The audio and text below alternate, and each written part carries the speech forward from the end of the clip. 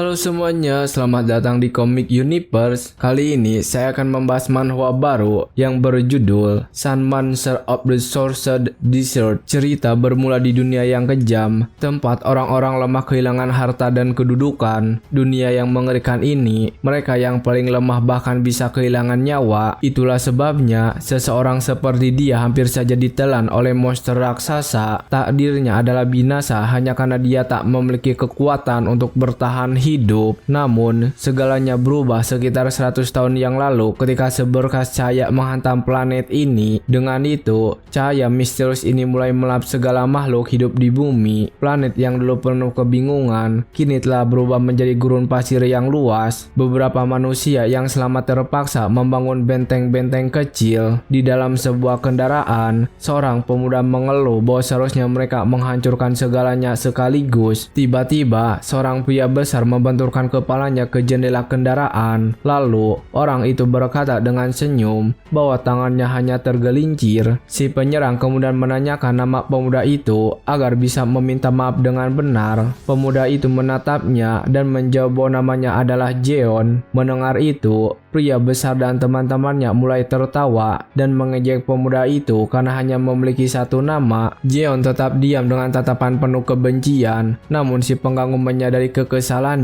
Pria itu berkata bahwa orang-orang di bus menuju tambang ini bukanlah anak-anak sungguhan. Dia lalu bertanya apa yang dilakukan pemuda itu hingga tertangkap. Apakah dia seorang penjahat atau buronan? Tanpa menunggu jawaban, Jeon berdiri dan melayangkan pukulan keras ke arah si pengganggu. Dengan kekuatan pukulan itu, pria bertubuh besar itu terlempar ke sisi lain bus. Jeon berdiri dan mengatakan bahwa pria itu jauh dari kebenaran. Dengan tatapan menakutkan, dia mengungkapkan bahwa kejahatannya adalah mengambil nyawa. Dia menyadari bahwa di Neo Soul hanya orang-orang berkuasa yang dianggap sebagai manusia. Jeon mengingat seorang pria yang pernah dia kalahkan di tempat pembuangan barang rongsokan. Dia tidak tahu bahwa pria itu adalah antek seorang yang penting di tanah. Pria itu mengancamnya, mengatakan bahwa kakak laki-lakinya adalah Lee Jiryong. Mendengar nama itu, Jeon benar-benar ketakutan. Di dunia ini, orang-orang yang kuat disebut manusia dan yang terbangun adalah dewa di atas mereka. Kabar beredar bahwa Lee Jiryong sedang mencarinya di seluruh kota. Di saat putus asa itu, satu-satunya solusi yang dia temukan adalah naik ke bus tambang. Kembali ke masa kini, penyerang itu bertanya apakah pemuda itu sudah selesai menyerang.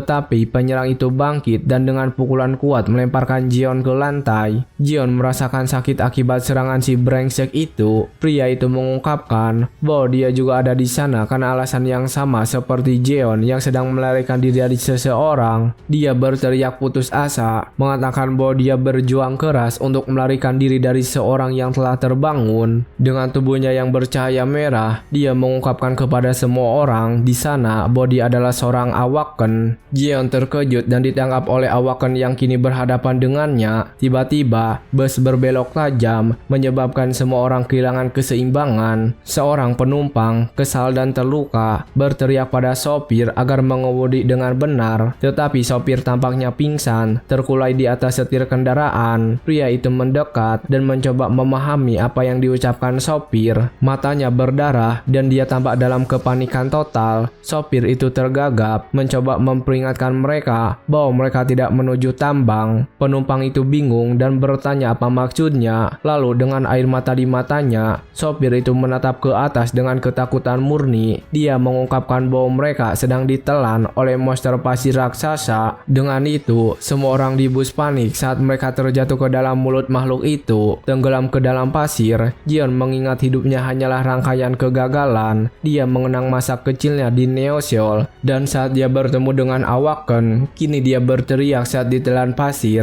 tak mampu berbuat apa-apa untuk melarikan diri. Jeon berpikir bahwa di dunia ini, wajar bagi yang kuat untuk mengambil segalanya dari yang lemah. Kematiannya hanyalah konsekuensi dari kelemahannya dan dia menerima akhir ini. Namun, cerita klise dan jelas ini membuat ingin menguap saat ini. Dia membayangkan bahwa jika dia sedikit lebih kuat, dia tidak akan binasa sekarang. Tangannya tenggelam perlahan ke dalam pasir dan akhirnya hidupnya tampak tak terelakkan. Jari-jarinya yang terakhir menghilang ke dalam kegelapan gurun, tak meninggalkan jejak. Pusaran pasir menariknya semakin dalam tanpa ada peluang untuk melarikan diri. Tiba-tiba matanya terbuka dalam kegelapan dan cahaya aneh bersinar di dalamnya. Tangan-tangannya muncul dari pasir dan menariknya ke bawah dengan kekuatan yang menakutkan. Jeon berteriak kesakitan dan menderita saat dia tercekik oleh tanah dan kegelapan. Tiba-tiba tubuhnya mulai bersinar, memperlihatkan tulang belulangnya dan urat-urat cahaya. Setelah tersedot masuk, pemandangan di sekelilingnya berubah menjadi gurun berbatu dan berpasir. Dengan mata terbelalak, bocah itu memandang ke sekeliling, berkeringat gugup dalam keputusasaan. Lalu, sebuah penglihatan aneh muncul, memperlihatkan mena apel yang hancur dan terkubur dalam pasir. Dia juga melihat sebuah kota futuristik yang porak-poranda, sepenuhnya ditelan oleh gurun. Di matanya, pantulan itu memperlihatkan kehancuran tersebut. Saat dia memproses informasi tersebut, sebuah struktur raksasa mulai runtuh dengan pasir berjatuhan dari segala arah. Melihat hal itu, air mata mengalir di pipinya di tengah kehancuran yang begitu luas. Penglihatan itu lalu meluas, memperlihatkan planet gurun yang dikelilingi asteroid dan cahaya menyilaukan, seperti bintang meledak dalam pantulan tatapannya yang terfokus. Pada saat itu, dia membangkitkan kekuatan baru dan pasir mulai berputar-putar di sekelilingnya. Dengan kemampuan barunya, dia melepaskan ledakan dahsyat dari dalam tubuh monster. Bahkan saat berada di perut makhluk itu, dia memutuskan bahwa dia akan bertahan hidup. Tertutupi cairan monster, dia memperkuat tekadnya untuk hidup di dunia ini. Lalu, Jeon mulai berjalan keluar dari kegelapan, bertekad untuk selamat. Matanya kini bersinar dengan kekuatan dan tekad yang belum pernah terlihat sebelumnya. Menghadapi sisa-sisa monster, dia berjanji bahwa dia akan bertahan hidup apapun yang terjadi. Di gurun, seorang pemuda merasakan rasa sakit yang tajam dan intens menyebar ke seluruh tubuhnya. Dia merasakan setiap sel dalam tubuhnya menjadi liar. Menyadari bahwa ini adalah kebangkitannya, tiba-tiba seekor cacing pasir raksasa muncul dari tanah tepat di depannya. Tanpa membuang waktu, makhluk raksasa itu melompat ke depan untuk menelannya utuh. Namun, dia tidak gentar dan menantang monster itu untuk bertarung. Adegan berganti ke seorang pria yang berteriak bahwa Jeon yang tergeletak itu hanyalah subjek uji coba dan menghalangi jalannya. Pada saat itu, kita melihat tatapan tekad di mata pemuda itu saat dia terbaring di tanah. Lalu, sebuah kekuatan misterius melemparkannya dengan keras ke udara. Saat mendarat, dia menghantam pasir gurun dengan keras. Dengan kesal, Jeon bertanya-tanya siapa sosok misterius yang tiba-tiba muncul. Wajahnya menunjukkan keterkejutan murni atas situasi yang tak terduga. Menengadah, dia melihat cacing pasir terjebak oleh benda gelap dan tajam. Kemudian, seorang pria dengan pedang raksasa muncul dan berkata dia akan menghabisi makhluk itu. Dengan tendangan yang kuat, dia bersiap untuk melemparkan monster itu kembali ke lantai pertama. Begitu saja, makhluk itu dihancurkan ke tanah dengan kekuatan brutal. Jeon pertama benar-benar terkejut dengan apa yang baru saja dia saksikan. Pedang itu mengalahkan monster itu dalam sekejap dan menyadari bahwa Jeon itu sedang mengalami pencerahan. Menyaksikan semuanya, seorang gadis berambut biru bersorak, mengatakan bahwa itulah kapten mereka. Sementara temannya ketakutan, bertanya-tanya bagaimana kapten bisa sampai di sana secepat itu. Tak lama kemudian, dia menyadari kapten itu kuat, tapi lengannya sendiri mulai terasa dingin. Kapten mendekat dan berkata cacing itu tidak sekuat itu, sambil memanggil gadis itu Zizel. Dia lalu melemparkan tatapan serius ke arah Jeon. Kita melihat kapten itu menatap anak laki-laki pertama, sementara Zizel memegang temannya. Zizel menanggapi dengan salam ceria dan senyuman. Tiba-tiba, gadis itu berlari ke depan dan menendang Jeon hingga terjatuh. Dia menindihnya di tanah, membuat anak laki-laki itu kesakitan. Kemudian, wanita muda itu berkata, dia akan memeriksa pangkat dan kemampuan anak laki-laki itu. Namun, saat dia melihat lengan anak laki-laki itu, ekspresinya berubah menjadi kebingungan total. Dia memberitahu kapten bahwa anak laki-laki itu belum terbangun, yang membuat kapten terkejut. Putus asa, dia berteriak bahwa Jeon bahkan tidak memiliki rencana pangkat. Anggota tim lainnya tidak percaya karena orang yang telah terbangun seharusnya selalu memilikinya. Dari dalam kendaraan, seorang pria berteriak agar mereka bergegas karena matahari sudah terbenam. Zizel lalu bertanya kepada kapten apa yang harus dilakukan dengan pemuda itu karena dia mungkin tidak akan selamat di luar sana. Kapten terdiam sejenak dengan tatapan dingin dan penuh perhitungan. Sementara Jeon menunggu keputusan dengan tatapan cemas. Dia memutuskan untuk membawanya karena bocah itu memang sedang menuju tambang. Dengan begitu, rombongan melanjutkan perjalanan mereka melintasi gurun dengan kendaraan militer. Di dalam mobil, sopir mengeluh kepada kapten karena selalu bertindak sendiri dan mempersulit segalanya. Terikat di belakang, Jion melontarkan komentar sarkastis tentang perjalanan itu. Sementara pertengkaran terus berlanjut, selama perjalanan, sedikit pasir jatuh ke wajahnya. Dia melihat aliran pasir kecil yang berasal dari celah di atasnya. Jion menyadari bahwa pasir itu bergerak persis seperti yang dia inginkan dan memastikan bahwa dia telah awaken ke dalam kekuatan. Namun, dia bertanya-tanya mengapa mereka tidak bisa melihat lencana miliknya dan menyadari warnanya aneh. Saat melihat lengannya, dia melihat tanda itu berwarna sama dengan pasir gurun. Dijelaskan bahwa cahaya lencana mencerminkan afinitas seseorang yang telah awaken. Mereka yang menggunakan sihir seperti Jijel memiliki cahaya biru. Tipe pertempuran seperti kapten memancarkan cahaya merah. Ada juga kasus langka dengan afinitas yang berbeda dan unik. Dengan ini, dia memahami bahwa kekuatannya adalah pengendalian pasir, sesuatu yang benar-benar baru baginya. Meskipun sistem mengklasifikasikannya sebagai peringkat F,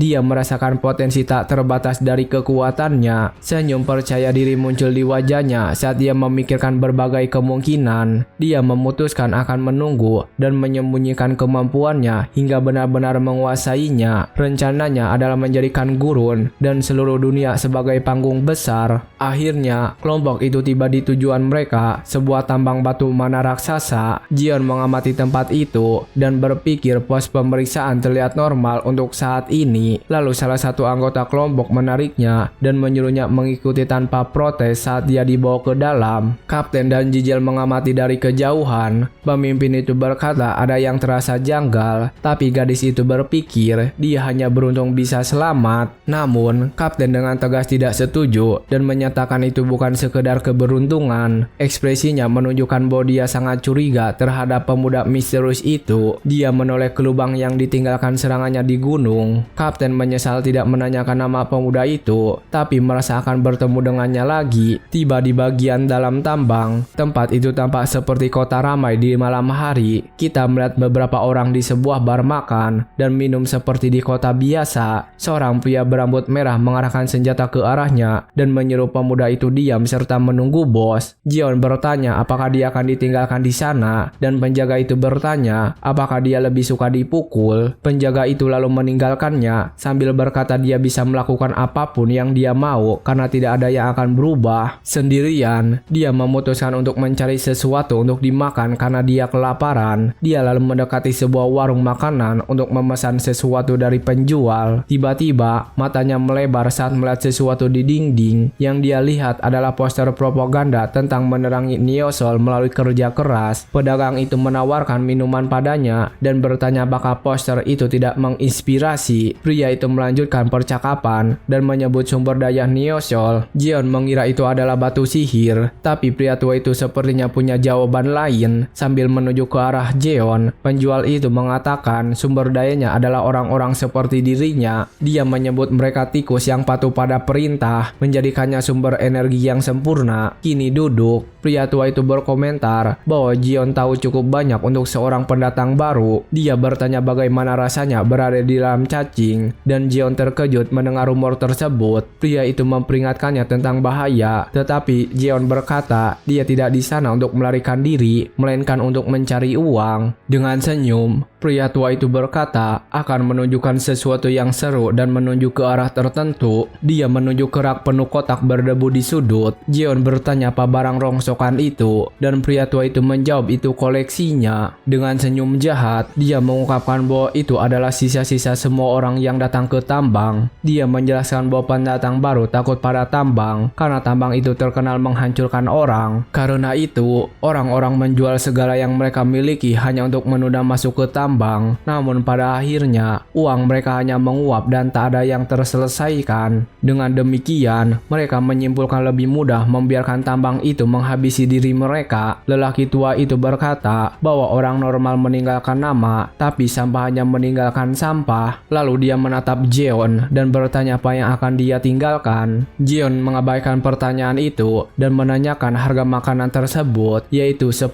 sol. Terkejut, Jeon berteriak mendengar harganya, tetapi penjual itu berkata bahwa semua yang ada di sana berharga sambil tersenyum sinis. Jeon berkata bahwa dia tidak punya uang dan daging itu seharusnya murah. Tiba-tiba, beberapa pria mengelilingi Jeon dan menuduhnya mencoba kabur tanpa membayar. Kelompok itu mengintimidasi dia dengan pisau dan kapak di tangan. Jeon meminta maaf, mengatakan bahwa dia tidak mampu membayar, tetapi tatapannya tetap penuh keberanian. Tepat saat itu, dia merasakan kehadiran aneh mendekat dari belakang. Perlahan-lahan dia menoleh dengan ekspresi terkejut dan tegang. Lalu, lelaki tua itu bertanya, apakah dia tidak merasa aneh melihat seorang lelaki tua memiliki toko di dalam tambang. Sebuah penglihatan mengerikan memperlihatkan pemuda itu dikelilingi makhluk gelap bermata merah. Dengan tatapan jahat, penjual itu bertanya apa yang akan dia lakukan sekarang. Dalam benaknya, Jeon membayangkan dirinya meninjau meja dengan marah. Dalam penglihatan itu, dia diikat dan memohon agar nyawanya diselamatkan. Sambil berkata dia tidak punya uang, dia terus meminta untuk membicarakannya, tapi pria tua itu hanya memandang rendah padanya. Pria tua itu berkata dia tidak kejam dan menerima bentuk pembayaran lain. Dia lalu menunjuk ke batu ajaib di saku pemuda itu dan berkata dia menyukainya. Jeon marah menyadari pria tua itu memeras bahkan anak-anak di sana, tapi penjual itu hanya menuntut batu itu untuk melunasi hutang. Dia menolak menyerahkannya, mengatakan betapa kerasnya dia berjuang untuk mendapatkan batu itu. Dia mencoba bernegosiasi, tetapi salah satu preman menarik bajunya dengan kasar. Lalu preman itu melayangkan pukulan kuat tepat di wajah Jeon. Pelaku menyerang itu berteriak bahwa mereka sebaiknya menghabisi anak nakal itu. Adegan yang dibayangkan berubah menjadi pemukulan brutal di mana anak itu dihajar di tanah. Kerumunan di sekitar mereka menyaksikan kekerasan adegan itu dengan ngeri. Dengan kekuatan pasirnya, dia membalas dan menendang semua orang menjauh. Matanya bersinar dengan kekuatan di tengah kegelapan imajinasinya. Kembali ke kenyataan, seorang preman menarik kepalanya memanggilnya. Pria itu bertanya apakah dia sedang bermimpi karena dia diam sejenak, dan Jeon merasa kesal. Dengan itu, Jeon melemparkan batu ke meja pria itu. Dengan terkejut, pria tua itu menerima batu ajaib yang sangat diinginkannya. Pria tua itu menganalisis batu itu dan terkesan dengan ukurannya. Dia menilai batu itu seharga 100 sol, tapi Jeon mengatakan nilainya setidaknya 300. Dengan tatapan marah, Jeon bertanya apakah pria tua itu lebih suka menjadi makanan cacing. Dengan gerakan cepat, dia mendorong batu itu ke arah pria itu. Jeon berpikir dia bisa menghabisi pria tua itu, tetapi memutuskan bahwa belum waktunya. Dengan senyum percaya diri, dia menyeru pria tua itu untuk memberinya uang kembalian yang layak. Pria tua itu memperingatkannya tentang pencuri, dan Jeon itu berkata bahwa sudah ada satu di depannya. Lalu pria tua itu mengusulkan bahwa karena ini transaksi pertamanya, dia boleh memilih satu barang dari toko. Pria itu menunjuk rak penuh barang rongsokan dan menyuruhnya memilih apapun yang dia mau. Namun saat melihat barang-barang itu, Jeon menyadari semuanya hanyalah besi tua. Pria tua itu mengamati Jeon dan merasa tertarik karena dia mencari sesuatu yang berharga. Dia terhibur oleh vitalitas pemuda itu dan obsesinya agar tidak rugi. Sambil mengobrak-abrik barang-barang itu, dia menemukan topeng aneh, tapi segera membuangnya. Lalu dia mengambil sepasang kacamata dan pria tua itu mengatakan kacamata itu ditinggalkan oleh sebuah karapan. Tapi akhirnya dia memutuskan dan memilih jam pasir tua yang berada di tengah-tengah tumpukan barang. Pria tua itu merasa aneh dengan minat anak itu pada barang-barang tak berguna, tapi tidak menanyakannya. Saat hendak keluar, Jeon bertanya apa nama penjual itu. Pria itu lalu berteriak menyebut namanya, yaitu Klaksi, sehingga anak itu bisa mendengarnya dengan senyuman mengejek. Jeon berkata dia berharap tak akan pernah bertemu Klaksi si tua lagi. Klaksi hanya tertawa dan berkata mereka akan bertemu lagi di masa depan. Kembali ke kamarnya, Jeon meletakkan jam pasir di lantai untuk menganalisisnya. Dia mengamati pasir dan menyadari masih tersisa sekitar sekitar 10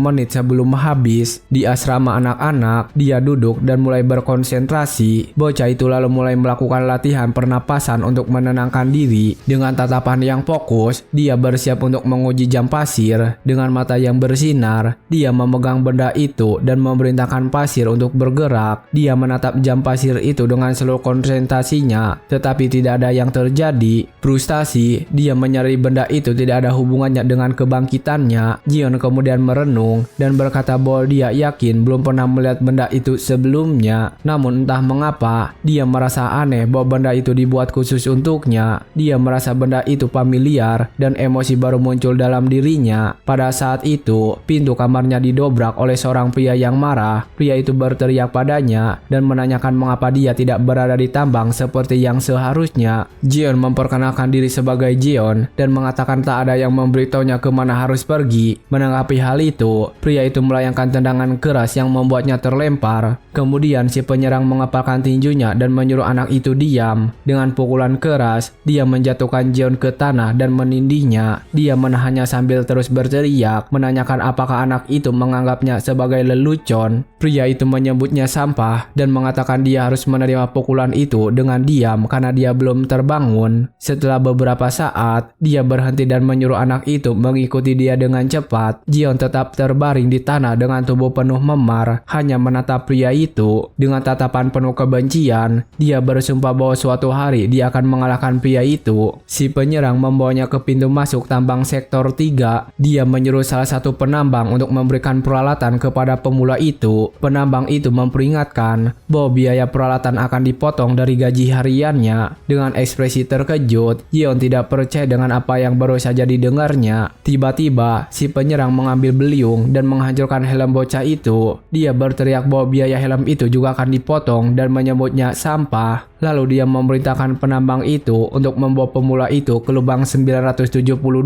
Si kasar mengancam penambang yang ketakutan dan setuju untuk membawa Jion. Saat mereka berjalan pergi, pria itu berteriak bahwa Jion sebaiknya tidak keluar tanpa batu mana. Di perjalanan, penambang itu berkata, Jion sial karena si penyerang kehilangan segalanya karena berjudi. Jion terkejut mengetahui ada tempat judi di sana. Begitu masuk lift, Jion berkomentar bahwa dengan orang-orang bodoh seperti itu, bisnis pasti lancar. Jion mengeluh bahwa dia harus menggunakan kapak, tapi penambang itu meyakinkannya. Dia berkata Jion tak perlu khawatir karena tak ada yang pernah terluka di sana. Akhirnya, mereka sampai di lubang 972 dan tempat itu menakutkan. Jion bertanya apakah dia hanya perlu menambang dan pria itu mengatakan dia tidak akan kembali. Dia menjelaskan bahwa lebih dari selusin orang telah menghilang di sana dan tidak ada yang tahu mengapa. Penambang itu meminta maaf dan berterima kasih padanya. Saat gerbang tertutup di belakang Jion, dia berterima kasih pada Jion karena mau pergi ke tempat yang tidak ada orang lain yang mau pergi. Dalam keputusasaan, Jion berteriak bahwa mereka semua sudah mati dan tidak boleh ditinggalkan di sana. Sendirian di terowongan gelap, dia tidak percaya dia ditinggalkan untuk mati. Dengan amarah yang besar, dia mulai memukul dinding dengan kapaknya. Dalam momen kemarahan, kapak itu terlepas dari tangannya dan terbang menjauh. Dia panik dan berteriak agar alat satu-satunya itu kembali. Melihat sekeliling, dia bertanya-tanya di tempat seperti apa dia ditinggalkan. Dia lalu menyadari bahwa mana di area tersebut sangat pekat dan dia tidak merasakannya sebelumnya karena amarahnya. Semakin jauh dia berjalan, semakin pekat pula mana tersebut dan dia bertanya-tanya dari mana asalnya. Tiba-tiba, dia berhenti saat melihat sesuatu yang bercahaya di tanah. Dengan teriakan kegembiraan, dia bersorak karena menemukan kapaknya. Meskipun gagangnya patah, dia senang telah menemukan alat itu. Namun, saat dia merayakannya, portal merah terbuka tepat di bawah kakinya. Matanya melebar karena ketakutan saat melihat bahaya yang mendekat. Dia berteriak ketakutan saat tersedot ke dalam portal misterius. Selama terjatuh, helmnya terlepas dan dia menghilang ke dalam pusaran. Satu-satunya yang tersisa di area itu adalah cahaya dari helm menerangi kapak yang patah. Adegan berganti ke seorang anak laki-laki di tengah hujan yang mengira Jion sudah mati dan ditinggalkan. Pikirannya membawanya ke masa lalu dan dia mengingat saat-saat ketika yang dia inginkan hanyalah tidak pernah lapar lagi. Dalam kenangan lain, dia berlari dari kerumunan karena dia hanya ingin memiliki mimpi. Dia juga mengingat saat hidupnya yang menyedihkan hampir berakhir karena sebuah perkelahian. Hidupnya adalah pelarian terus-menerus dan dia hanya ingin tidak perlu perlu khawatir akan mati. Jion mengingat semua momen sulit dan bagaimana dia hanya menginginkan kehidupan yang normal. Kembali ke masa kini, dia terbangun terbaring di tanah di tempat yang sama sekali asing. Dengan sakit kepala yang parah, dia bangun dan bertanya-tanya mengapa begitu panas. Dia kemudian menyentuh tanah dan menyadari bahwa segala sesuatu di sekitarnya hanyalah abu. Dengan wajah berkeringat, bocah itu ketakutan melihat pemandangan tempat aneh itu. Lalu dia ingat terjatuh ke dalam sebuah portal dan itu hanya bisa berarti satu hal. Melihat sekeliling, dia menyadari bahwa dia berakhir di dalam sebuah ruang bawah tanah. Di atas tanah, Jion tampak ketakutan melihat sesuatu yang melintas di sampingnya dengan kecepatan tinggi. Dia lalu mengambil segumpal tanah dan mengeluh bahwa tempat itu terlalu panas. Dengan begitu, Jion mulai berlari sambil berteriak bahwa segala sesuatu di sekelilingnya terbakar. Dia menyadari bahwa itu bukan mimpi dan ingat bahwa di Neo, semua orang bersiap-siap untuk menjelajahi ruang bawah tanah. Pada saat itu, dia menatap abu di tangannya dan takut paru-parunya akan terbakar. Jion duduk di tanah yang tertutup abu dan menyesuaikan sepatunya untuk terus berjalan. Dia mengikat kain di wajahnya dan berpikir bahwa jika ada pintu masuk, pasti ada juga pintu keluar. Lalu, dia melihat puncak gunung yang terbakar dan yakin pintu keluar ada di sana. Dengan wajah tertutup, dia memutuskan ini adalah kesempatan untuk pergi karena tidak ada binatang buas di sekitarnya. Jion kemudian menjajakan kakinya dengan kokoh di tanah, bertekad untuk mengambil jalan terpendek. Di tengah percikan api, dia mulai berlari dengan tekad menuju gunung, tetapi dia akhirnya tersandung batu dan jatuh telungkap ke tanah yang retak. Jion berdiri di tebing dan menyadari bahwa dia dalam masalah. Dalam keputusasaan, dia mengulurkan tangannya untuk mencoba menyelamatkan diri dari jatuhnya yang tak terelakkan. Tetapi dia tergelincir dan terjatuh ke dalam jurang dengan sungai lapak di dasarnya. Meskipun terluka, dia berpegangan erat dan berkata bahwa jebakan konyol seperti itu tak akan menakutinya. Di tanah, dia bernapas dengan susah payah, tetapi tak menyerah pada perjalanannya. Dengan tinju terkepal, dia menunjukkan bahwa dia tak akan menyerah begitu saja. Dipenuhi amarah, dia berteriak memanggil nama Pak Manho dan bersumpah akan membalas dendam. Saat berdiri, dia menyadari bahwa marah hanya membuat tempat itu semakin panas. Jadi dia mengepalkan tinjunya lagi dan bersumpah akan keluar dari sana hidup-hidup apapun yang terjadi. Dengan tatapan tekad, dia mempersiapkan diri berkata, hanya tersisa 4 lagi. Berlari menuju gunung api, dia berpikir hanya tinggal 4 lompatan lagi. Dengan wajah tertutup, dia merasa yakin bahwa dia hampir sampai di tujuannya. Dalam satu lompatan besar, dia mendorong dirinya ke depan, bertekad untuk tidak berhenti. Saat dia mengulurkan tangannya, sebuah suara misterius memerintahkannya untuk berhenti seketika. Tiba-tiba, sebuah mulut raksasa yang terbuat dari batu dan api muncul dari tanah yang menelannya. Makhluk itu menutup mulutnya dan mengejarnya ke dalam bagian dalam yang gelap dan berbatu. Kemudian monster batu itu menghilang kembali ke tanah dalam lapak. Satu-satunya yang tersisa di area itu adalah beberapa gelembung di permukaan lantai.